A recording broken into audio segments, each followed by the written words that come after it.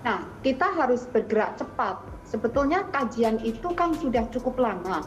Kalau nggak salah tadi tahun 2000 berapa ya? 12 atau sudah hampir 10 tahun. Tapi fakta di lapangan, kami melihat nampaknya kita belum siap. Belum siap sepenuhnya. Oleh karena itu, BMKG mengawali atau menindaklanjuti ya, poinnya itu menindaklanjuti kami dari kajian-kajian berbagai peneliti itu kami review, kami ambil sarinya untuk menyusun konsep mitigasinya. Nah, jadi kami siapkan peta-peta bahaya. Yang penting peta bahaya itu sebagai langkah dasar untuk menyusun strategi selanjutnya, yaitu berupa peta yang menunjukkan daerah mana saja yang akan mengalami genangan, tidak hanya tinggi gelombang.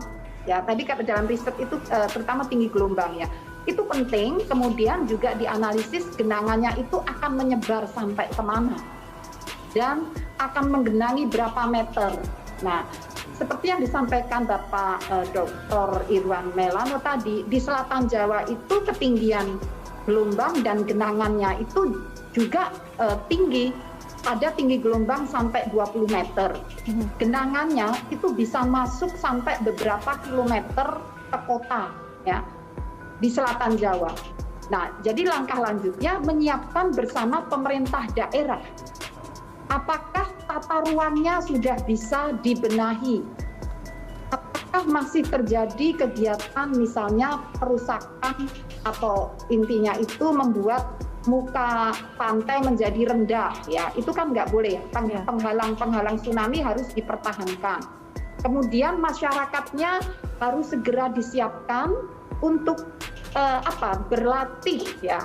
Seandainya ada tsunami, ada peringatan dini, lalu langkah-langkah apa yang harus dilakukan, SOP-nya bagaimana, contingency plan-nya bagaimana, itu semua disiapkan bersama BNPB, BPBD setempat, pemerintah daerah setempat, dan BMKG ikut bersama di sana.